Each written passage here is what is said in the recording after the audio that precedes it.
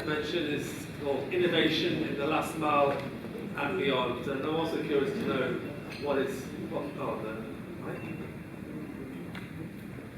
Okay, hello. Yeah.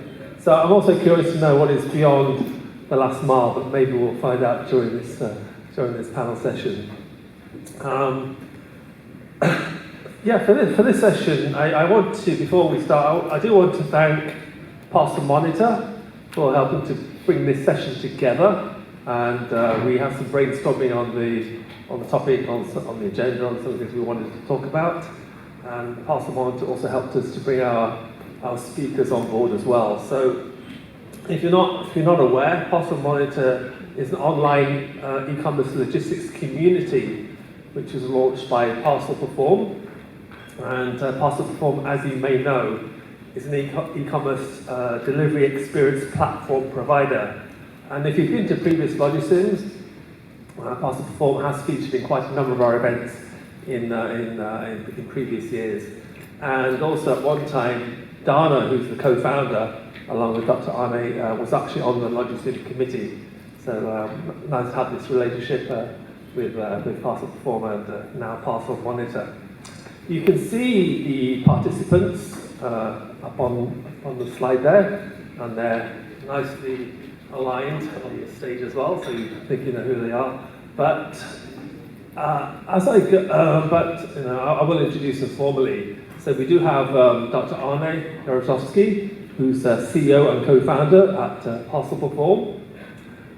We have Pamelina Liu, who is e-commerce city operations leader at the store where you buy all your sports equipment and the clothing, which is Decathlon, the one in blue, yeah. And they've been doing a lot of interesting things around omnichannel over the last few years. And last but not least, we have Senthil Kumar, who's Group Head of Commercial, LogiSYM Asia, which is a logistics service provider. So as I go into the first question, please feel free to say more about yourselves, your companies, and your thoughts on this. So that first question I'm going to put to Pamelina, actually.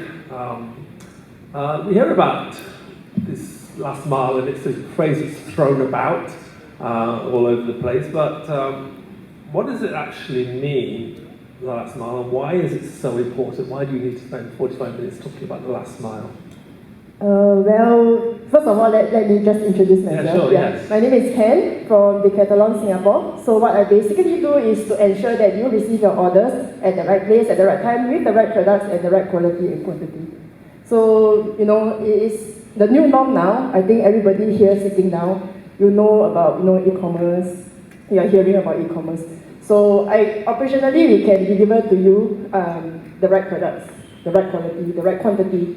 But I think it is more important in a way whereby you experience first, from placing the order to receiving the order at the right place, at the right time, to the right person. So another thing we often hear about is the last mile problem, So, Senthil, what is the problem here? What is the last mile problem? Please let us. I think there are quite a few problems. Before I go into that, a very big thank you to Parcel Perform and LogiSYM for inviting myself and Janil to be part of the panel.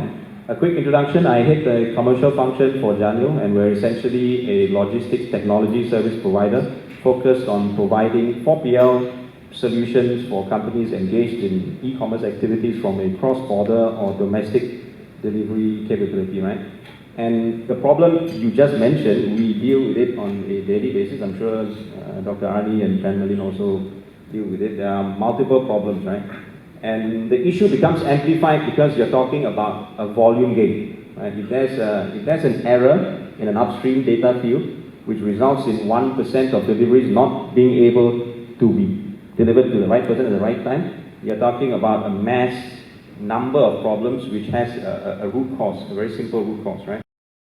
You've got, I think the biggest issue in our main experience is not delivering within the expected time, right? So it's not a matter of delivering it as quickly as possible. If you stipulated a timeline or a time zone that you expected to deliver and you fail to hit that, that is one of the major issues that we face. There are also many different challenges when it comes to the integrity of the parcel, the the damages that we incur, and the costs associated with last mile. Right? So we can talk about this. It'll take a long time, Bob. So maybe I'll just pass it over to the rest of the panelists to elaborate. Okay. So Dr. Arne, if I can come to you.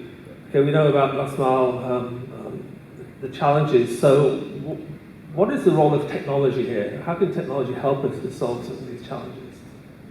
All right, thanks for the introduction earlier. Also from my side, I'm Arne, based out of Singapore for the last 12 years, and operating within e-commerce logistics all that time with various companies, and for the last 7 years with Parcel Perform. And with Parcel Perform, our objective is really to build a better delivery experience for consumers worldwide. We are seeing ourselves as a technology platform that operates between merchants and carriers, and make sure that the collaboration is organized in a way that the consumer receives the best possible experience. So I would consider this less of a challenge and more of an opportunity, and particularly over the last few years this has become even more important to ensure that consumers who see e-commerce as part of their daily life have the best possible experience in terms of receiving the parcels on time, in the right state, according to their expectations and at their convenience. And I think our platform is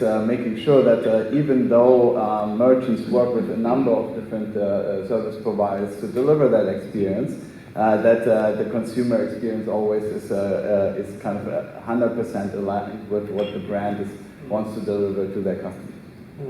So would I be correct in saying that COVID-19 has been very good for you?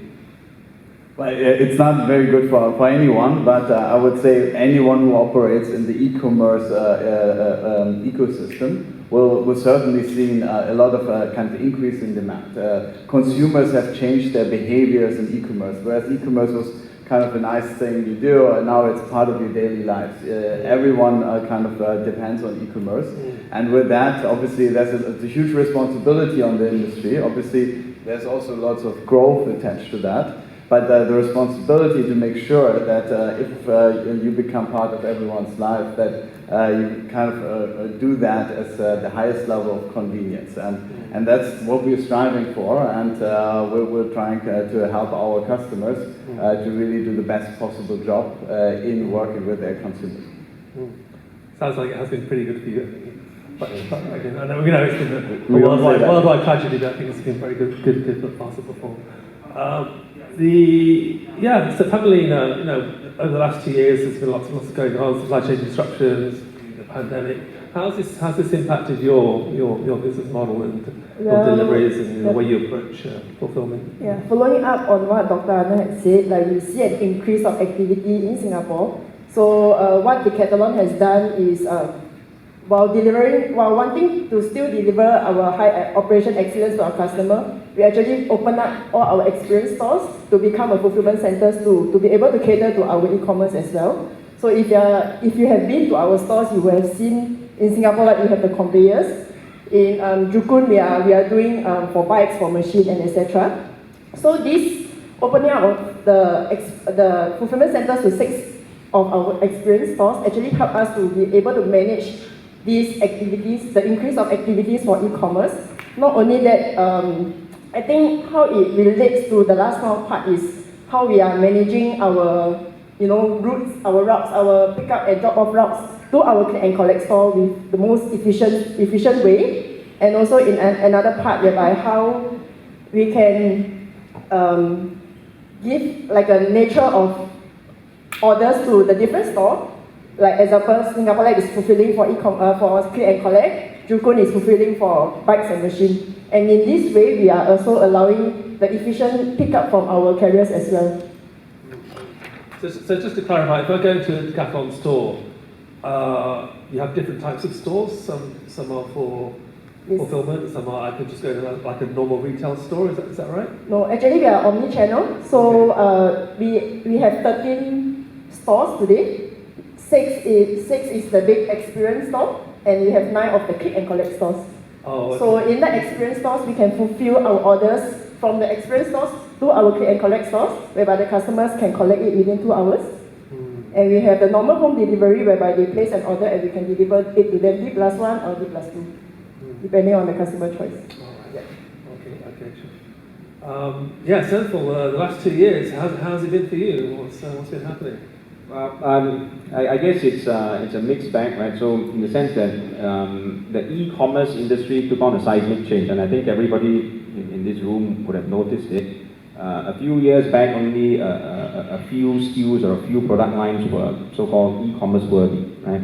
Now with the pandemic, things have changed. You can order food, you can order groceries, and you can order all sorts of items online. The SKU assortment and the depth of products available for e-commerce purchase is just basically as good as it is from an offline experience. And I think Pan Malin was touching upon it, right? Large items, small items, various size and configurations.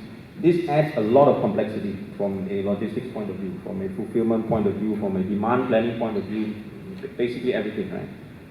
But yeah, so the major change I've seen is that everybody's so used to ordering online and ordering not just a certain set of commodities, but everything, right? So it becomes a truly omni-channel experience, I guess to paraphrase. And I don't think that this is going to change. Is it going to remain as strong as it was during the COVID times is anybody's guess, but I don't think it's a trend that's going to remain. So there has been opportunities for your business over the last 2 years, but have there been also some challenges? Yeah. Again, it will take too long to talk about the challenges, but I can elaborate on one, right? The supply chain disruptions, which everybody again must have faced, right? It started off with reduced capacity across the board, with a very seismic shock that COVID induced upon the world, and that fluctuated over the past 2 years, and now it's become, again, it's still massively fluctuating with the war in between Russia and Ukraine, the rising fuel costs, and the up and down capacity issues that we're facing. So we have faced labor shortages as well, right? In markets like Singapore and Malaysia. We've also faced challenges in multimodal transportation optionality, right? And I think I'll touch upon that later on if there's a chance to. But yeah, many opportunities arose, but many challenges as well. Okay. So getting into the central theme of this discussion, the innovations. So Arne, what are some of the notable innovations and trends that you're seeing in this last mile space? So the one thing to note, over the last 2 years, I think there was a little less innovation seen in the industry compared to the previous years, just because everyone was so focused on capacity. There was so much volume everyone was shipping, so everyone was building depots, buying trucks, hiring people just to get it done. So the actual service innovation was basically put on the back foot. What we are expecting over the next few years is that the industry, while the growth is a little bit slower, that the industry is going to refocus again on really innovating the actual service experience. So I think what we are seeing across multiple markets, particularly right now in Europe and the US, is to give delivery options to consumers. Because what merchants normally say, they don't want to have a complicated decision around delivery at the checkout, because any complicated question you ask there is kind of potentially have some consumers have second thoughts about their purchase. So they want to make that as easy as possible, and they like for the logistics carriers to give options to the consumer, to reschedule delivery, redirect delivery, to just make it easy and give the full control to the consumers, because normally you don't know what you're going to do in a week from now when the parcel is going to be delivered. So, but you know the day before. So I think there's a lot of responsibility now with the carrier to make that process as convenient and easy for consumers. And I think one of the areas I think also to mention is I think delivery points or collection points or parcel lockers or a variant of that. Obviously there's a cost advantage, kind of instead of going to everyone's front door to do that, but also it's a convenience advantage, because you basically as a consumer, you're in charge on when you're going to get the parcel. You don't have to be at home when it's delivered. So I think those are all innovations around kind of making this experience kind of as convenient as possible for consumers. And I think that's where we're going to see a lot more over the next few years. So some people in the audience who may not be so familiar with parcel perform, they may be curious about who are your customers and how are they kind of benefiting from your solution and innovations in your solution? So our customers are merchants. So e-commerce merchants selling to consumers in various product categories. We operate globally, so we have customers around the globe. Can you give some examples and names? So examples are, for example, Nespresso, we're servicing across dozens of markets worldwide, Zalando, other big merchants and marketplaces. So they use our solution to work with as many carriers as possible, as it is useful for their service. Particularly if you're a bigger marketplace operating in multiple countries, every country you have a number of partners. There's a huge complexity at your hand that you have to manage. And Parcel Perform as a platform allows you to just manage that complexity within Parcel Perform, and you can deliver a fully white-labeled experience to your consumers without having to worry about the carriers kind of contributing to it. And I think that makes the experience management so much easier if you operate in many markets with different commodities, and that's why our customers kind of appreciate our service. All right, okay, thanks. Pamela, this question about innovations in the last mile. Could you give some examples from your experience? I think for us, we are still looking into it. In other words, I would say that for now it's only the click and collect, but we're also looking at the pick up and drop off, the lockers as well. So it is still in a way in a time whereby we are exploring and to see what are some of the best solutions for our customers. Yeah. Okay. So it's all this issue of innovation. Yeah, so I guess you can break it down into a couple of categories, right? You can look at it from a customer experience point of view, and I think Dr. Arnie touched upon it, Pamela as well. From a customer experience point of view, the various optionalities, these are increasing, right, and has increased over the past couple of years. And in fact, Pamela is mentioning, you have click and collect options, you have next day delivery options, you have same day delivery options, 2-hour delivery options, scheduled on-time delivery options, right? These are, I would say, innovations that have accelerated and took place over the past 2 years from a customer experience point of view. From an operational point of view, you've got things like Parcel Locker, and even the more, I've been involved in discussions where robotic deliveries within Singapore have been touted as a possibility. Drone deliveries have been touted as a possibility, but those are very, very far away, not, I don't think, very practical at the current point in time. From a fulfillment and logistics service provider point of view, that's where I think the innovations take a little bit of a slight turn. Many companies have grappled with how to fulfill this new need, right, in terms of a B2C delivery mode where they're traditionally focused on the B2B fulfillment model. So I think a lot of innovation has taken place in the tech stack, internal company tech stacks, in integration with their upstream order management systems, with their downstream WMSs and their TMSs, and also with the various possibilities of how to fulfill. Is it an in-house model, or is it a totally outsourced model, or a hybrid of both, right? So you've got the Uberization factor, which has basically taken over the final mile over the past, I would say, 6 to 8 years.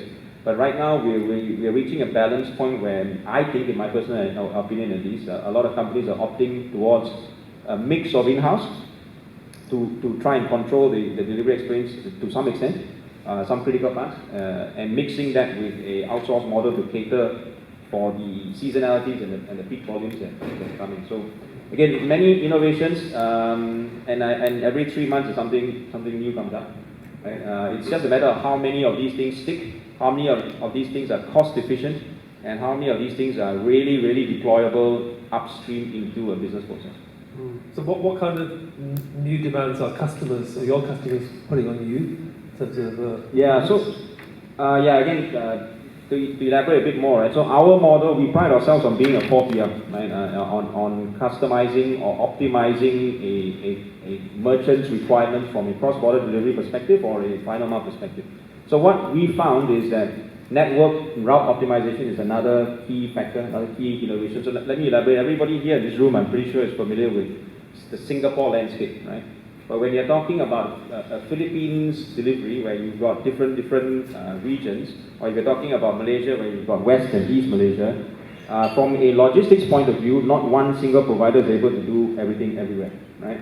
So you need to be able to mix and match, to be able to have sortation logic or routing logic or network partner allocation logic, or even routing and delivery logic, right, that optimizes your delivery experience based on the geographic coverage as well as the service provider that can adequately fit them. So our clients, similar to parcel performance clients, look to us to provide solutions for them, right, to optimize their delivery experience or from a logistics perspective, right. So this is what we are engaged in, and yeah, hopefully there'll be more of this. All right, okay. It is nice to see such a full room this morning on day 2 of the LogiSYM event, and we do want to make this interactive, we do want to make this engaging, so I would welcome your questions, or it doesn't have to be a question, it could be a comment from your own experience around this topic of the last mile. So would anyone at this point like to speak up? Sorry, everyone looks, yeah, okay, thank you. Can we get the mic to the table over here? Hi there. If I've heard the panel discussion correctly, when we talk about the last mile and the customer or the consumer experience, it's largely about reliability or flexibility. I guess one of my questions would be to think about innovation and moving beyond the last mile.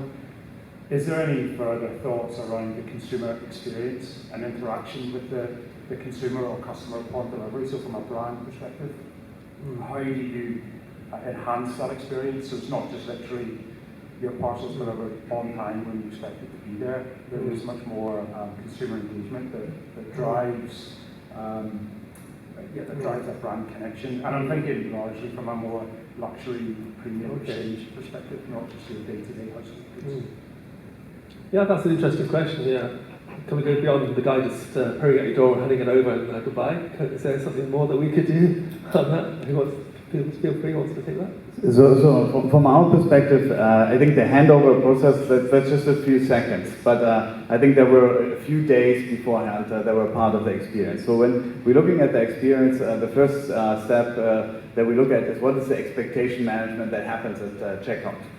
So I think that's one of the important drivers for conversion, and you can get it very wrong at that point of time. So if you ask some of the carriers, they tell you, oh, delivery takes 5 to 12 days. If you tell that to the customer at that point of time, then it's probably not a great experience to start off with.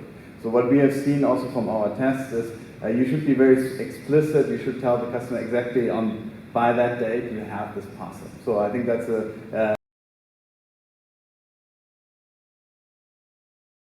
kind of a conversion improvement already at the very beginning of the journey, even before the parcel even departed. Then I think throughout the journey until the delivery, I think it's about doing continued expectation management. So the consumer wants to know, okay, are we on track? Are we not on track? Is it likely delayed? If you tell them it's delayed, don't do it when it's already obvious the day that was supposed to be delivered, but tell it to them a day or two in advance. So I think that expectation management and engagement of the consumers, kind of offering the option for, let's say, redelivery, kind of redirection. So this is, I think, the bigger part of the experience, because this is, let's say, the kind of few days to the delivery that matters. So obviously it needs to be a nice experience when you hand over the parcel, but I think what matters more is what happens beforehand. And I think that's where a lot of the merchants and the carriers, I think they could work together a lot more to make sure that this expectation management is as easy and convenient for the consumer in the end. Can I also add something? Yeah. So in Decathlon, we are partnering with our carriers, not just only working with them. So in order to have also a personal touch to our customers, our carriers also wears Decathlon polo tee with our logos on it. Our delivery vans are also printed with Decathlon as well. So I think this also helps to promote engagement with the customers in a way they receive it. It's not I just received the parcel. I have a touch with the Decathlon team in a way when I receive the products. Yeah. Do they get any other training apart from that in terms of being able to articulate something about Decathlon, or it kind of stops there with the t-shirt? Yeah, we actually have the SOPs written and explain to them, and also we are trying to share our values to them, and to see we see something that is not right to our values, we tackle it right away instead of letting it go on and on and on just because we wanted our parcels to deliver to our customers. Senthil? Yeah, maybe I'll just add a couple of points, right? So I personally have been involved in projects involving white glove delivery customer experiences. For example, if you order a luxury high-end handphone or a handbag, the delivery guy goes there and not just delivers it, he installs it for you and does some other activities like clean the phone and paste the stickers on top and things like this, right? So there are definite areas of improving the customer experience, right? But there are only a few product lines, I think, that support the added cost, right? Oftentimes, improving a customer experience can be counterintuitive in the sense that it's an enemy of cost, right? So if you are selling a very commoditized, cheap product, then the delivery experience, which it may be better to use a mass approach, right? If you are selling a high-end product, then I think you can add customization or human touch points at every point of the way, right? I think to find that balance in between cost and improving sales and customer experience is a critical thing. If you go one way too skewed, I personally feel that it will throw the balance off. Is that luxury sector part of your business? Is that some component of what you're doing? So right now, we have a few clients that fit into that sector, but it is a very, very different sector to the rest, right? In the sense that, like what Pan Malin was mentioning, if you're going to have fleets dedicated to delivering only your cargo, or at least the decals and the uniforms, it can be done, right? It all comes with a certain price point expectation, right? And a certain carving out of processes, operational processes is special. And if anybody is working operations here, you guys will know that any customization, again, is the enemy of operations, right? Standardization is the key. So we tend to work with mostly fashion companies right now, but luxury is something that we can support. But so do you give any specific training to your guys who deliver on how to interact with the customer? Yeah, we do. So our model is basically a 4-tier model, right? So we have a mix of our own in-house delivery fleet as well as outsourced delivery fleets as well. So every driver that we personally employ goes through an SOP and a training, a formal training to ensure, and also audit processes to ensure that they don't forget what they learned. And every network partner that we onboard goes through a very rigorous onboarding process as well. And we are able to switch in and out if their performance dips below a certain level as well. So there's a constant checking mechanisms which ensures that the SLAs are met as well as the delivery experience. Okay, that's sensible. Does that help to answer your question? Yeah, that's good. Thank you. Oh, good. Thank you. Thank you for the questions. Do we have any more before we carry on? Okay, so this has been mentioned a couple of times by the panelists about parcel lockers. I know Parcel Perform was instrumental in developing the federated lockers a few years ago in Singapore. So how do you see this whole area of parcel lockers? Is this something that's going to be growing further in future? It's not just in Singapore, but other countries around the world where you're active? So parcel locker is one component. I think in Europe we see also a large share of parcel shops, so to say, where basically it's fixed locations where parcels can be dropped off and conveniently connected by consumers. I think there are many arguments that are in favor of that to become part of a longer-term e-commerce experience. One is it is more cost-effective. So ultimately, there's a cost advantage that can be passed on to the consumer, which may compel them to use the service. Second, it gives a lot of flexibility to consumers to really determine when they pick up the parcels. So initially, when this concept started, it was a little less attractive because there were only a few lockers, and you have to walk very far, drive very far to get your parcel. So that's not really convenient. But I think that's where also here in Singapore, one of the key innovations is for this to really be successful, you need density. You need to make sure that you can at maximum have to walk 250 meters to get to the next parcel of them. And I think that's where we see a lot of uptake in convenience. So consumers say, hey, I'm going to walk past that locker anyway on my way to the metro. So another blocker in the beginning was that you were forcing consumers at checkout to select the parcel lockers in a more or less inconvenient kind of UI. So first of all, that adds this complexity that they have to think, oh, where am I going to be in a week from now to conveniently pick up the parcel? Which is the thought process you don't want to have in the checkout because a lot of consumers might drop off in the process. So now I think there are services coming up where it's saying, hey, we're going to deliver to the next parcel locker to you. So the consumer doesn't have to worry about it in the beginning. And there are services even that say, okay, if the consumer a day before says, oh, maybe that one is not convenient, I want the other one, I think they can still redirect. So that I think there's a lot of innovation around lockers. Because if you walk past one anyway, there's very little inconvenience added for this, but a lot of cost advantages. So I think it's about the industry to really finding tweaking the service to make it really easy, accessible, and very convenient to consumers. So it becomes part of your daily life to go to your post box to get your letters and walk past the next locker to get your parcels. I think that's where we're getting to, and we're seeing across markets that parcel locker is becoming more and more part of everyone's life. Yeah, okay. Internally, out of the audience, who uses parcel lockers on a regular basis? One. Actually, Still have a long way to go. 2, 3. Wow, I'm surprised. I thought it would be more, actually. Oh, so it's still some way to go. Pamelina, is parcel lockers for Decathlon? What's the situation there? Today we don't have parcel lockers yet, but we are looking to venture into it sometime maybe later this year or next year. But we are still in discussion. We are still, looking for solutions and etc. So what are the pros and cons in that decision? Then? What's going to make do it or not do it? What do our customer want? I would say that for today, click and collect is still the winner for us today because Singapore is this big, and everywhere you go you see Decathlon.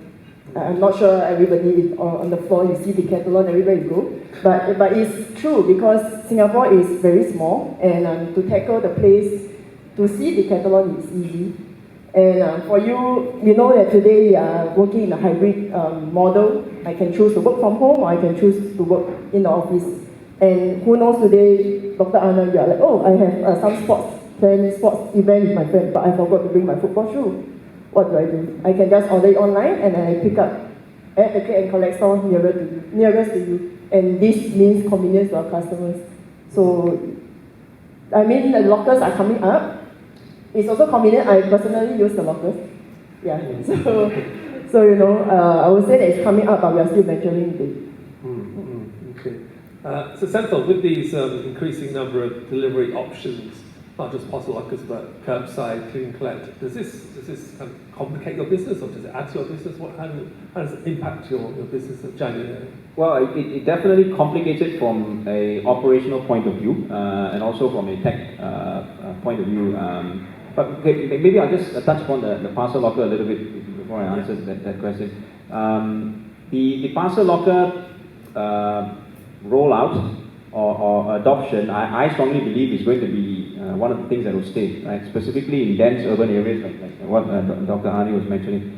But maybe the uptake hasn't been so great right now because over the past 2-3 years, most of the consumers have been pampered by right to your doorstep delivery options. That's one thing. The second thing is that the immediate cost benefit or the cost benefit of delivering to a parcel locker has not been as of yet translated or trickled down to the end consignees or end consumers yet effectively, right? So when the consumers feel that pinch, in my personal opinion, to get it delivered to your doorstep as opposed to having it delivered to a parcel locker, then I think there will be a seismic change towards parcel locker deliveries, especially in countries like Singapore, right?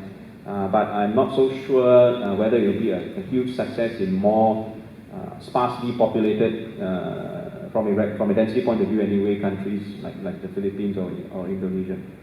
Now going back to the complexity portion, there's complexity in all of this. As I mentioned before, improving the customer experience is counterintuitive towards cost and towards your internal processes as well, right? So how we try to tackle it, and being a technology company in our DNA, is by deploying what is essentially still very simple technology solutions to counter this, right? So we integrate data as much as possible from various sources to ensure that the data flows through properly in the format that is required by our network partners and our own operations to ensure that all of this works without hitch. But it's still a work in progress.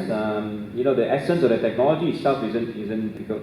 But when you combine that with the complexity of pure hardcore day-to-day logistics operations and the customer expectations, then it becomes a bit of a challenge. But yeah, hopefully we're getting there piece by piece.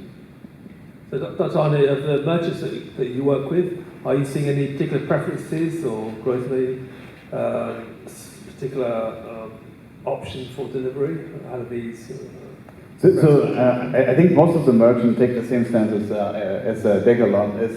Okay, they follow what the consumer wants and what is kind of convenient, because ultimately that's the ultimate objective everyone wants to follow. And particularly with parcel lockers, there's also kind of a chicken egg situation when it comes to the cost part. So a parcel locker is going to be more cost effective if it's utilized, if it's full. If parcels roll through it by quite a bit. So the more consumers use it, the cheaper it gets. So that's why I think over time this will just ultimately prevail, because there will be more volumes and then lower cost attached to it. But ultimately it is also a behavioral change. So if you're used to getting your parcels to your doorstep and all of a sudden you have to go somewhere, that's a behavioral change that takes some effort. You need to figure out where the next locker is. So with any kind of consumer behavioral change, it takes a little bit of time. But once we get there, I think it's relatively permanent. If you look at the pandemic or how we organize our lives, we're forced to change our behavior. We order more stuff. Groceries to a larger share are now ordered online. So it took the pandemic for us to change the behavior, but now it's a very sticky kind of change in the market. And I think that's the same effect we will see on parcel lockers. If you look at countries like in Europe, like in Poland, there are more than 10,000 lockers around. Everyone in Poland is now basically using that as the default delivery mode. Kind of next country in Germany, there's still like 90% to-door delivery and kind of their parcel shops. So it's very much dependent on the market and the consumer, how the consumer is educated on how the industry is developing. But I think the key drivers are the merchants that also kind of give the consumers options for this kind of behavior to change. And what we see in some of the markets is maybe there's one big marketplace who basically takes the lead. We're kind of saying, okay, now we offer this convenience. Consumers get used to it, and then they force everyone else to follow suit. So, and maybe that's happening in Singapore too. So we can inspire the Shopees and Lazadas of the world to be a little bit more forthcoming there. So, because I think that will make kind of life for consumers very different the moment they embrace these kind of technologies. Yeah, okay. I asked a question before, so the second question is, who in the audience has ordered something online in the last month? Okay, who has not ordered anything? It's almost everybody. So, and have you ordered more online in the last 2 years than you did previously? Yes. So it sounds good for you guys. I mean, yeah. Do we have any further comments or questions before? Yes, we have one. Can we get a mic just down towards the back of the room?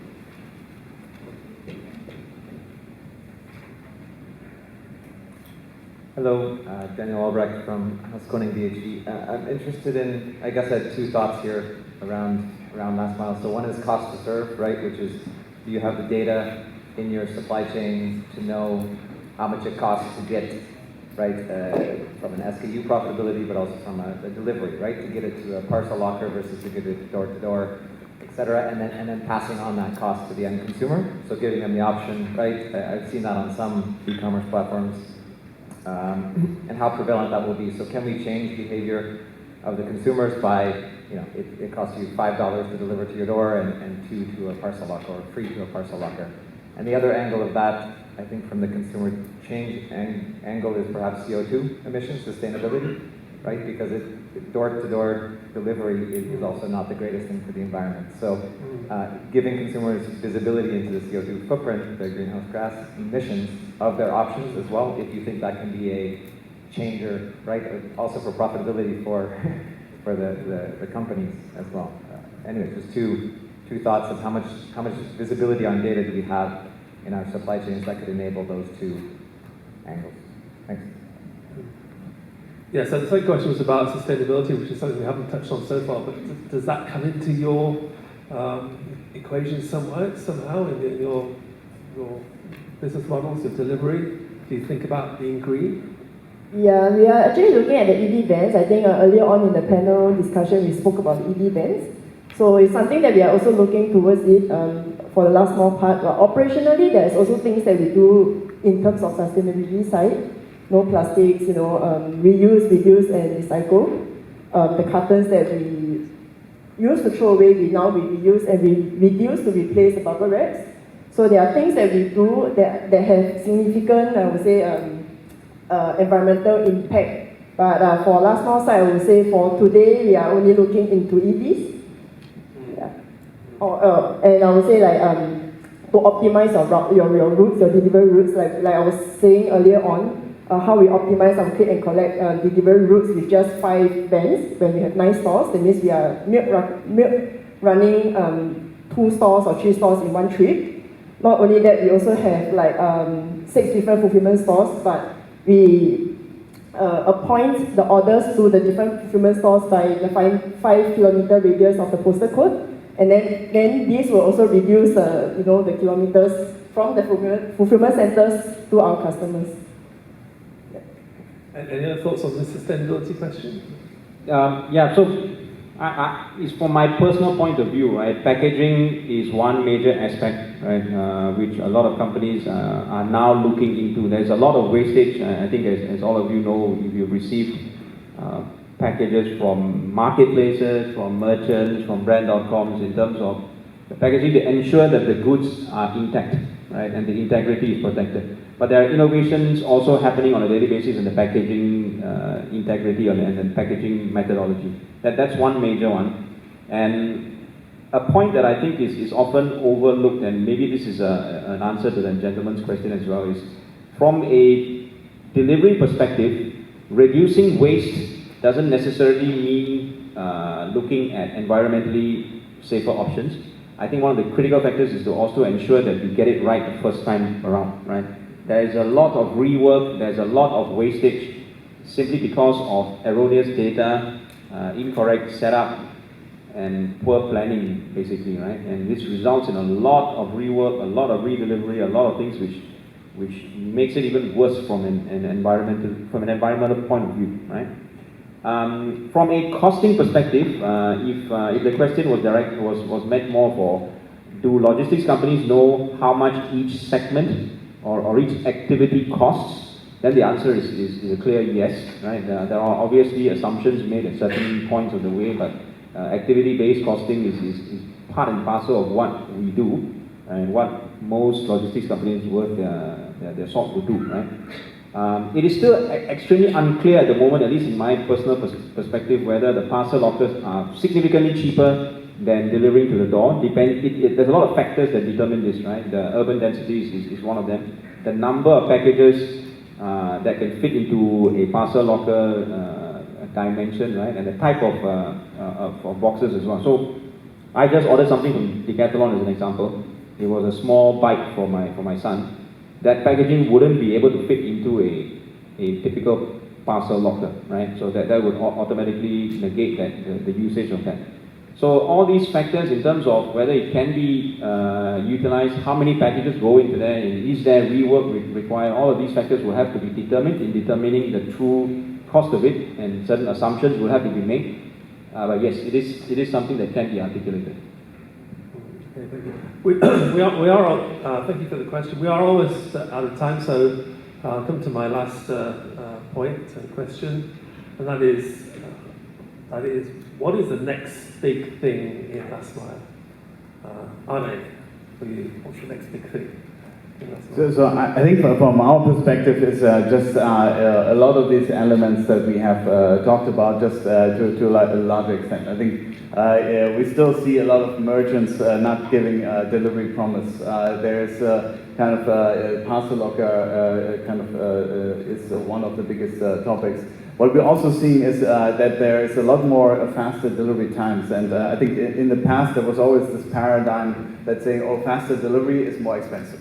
But that doesn't necessarily make sense, because what you can also say, if you can use a truck or an infrastructure kind of more hours during the day, it actually faster delivery can be cheaper.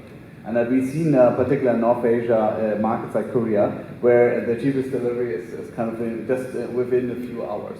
So I think what we will see is not just technology innovations, but also process innovations, because a lot of the delivery companies operate still the same way for the past 30 years. Like, we have an operation that goes out, drives a truck once a day, we deliver parcel, we do the sorting overnight. It's the way it has been done for the past 30 years, and I think there's a lot of push now to change that paradigm and do kind of a continuous operation, particularly in the last mile, so consumers get stuff much faster. And I think that will be another kind of very big push for consumer adoption of e-commerce, and I'm very much looking forward to that. Emily, any final word from you on this, either on this question or the next big thing, or any other wrap-up comment you'd like to make? Yeah, I think for us to see on to pursue the innovations, I think for everybody on the floor is to understand what are your needs, and then if you have existing resources, tap on it to optimize the resource before looking into the next thing, and then to have a duplicate of things which are not optimized. Senthil? Yeah, I mean, basically, I think Dr. Arne and Penmelin articulated it well. I believe there's going to be more optionalities. There's going to be innovation in that, as well as in technology, as well as process. So it's going to be something that will be rolled out more across the board, across all delivery options, or across all e-commerce channels. And yeah, I look forward to being part of that. Okay, thank you. So final question. Did you enjoy this session? Yeah. Okay, that's good to hear. And that's really down to our five panelists today. That's Dr. Arne from Parcel Perform, Evelina from Decathlon, and Senthil from Janio Asia. So let's show our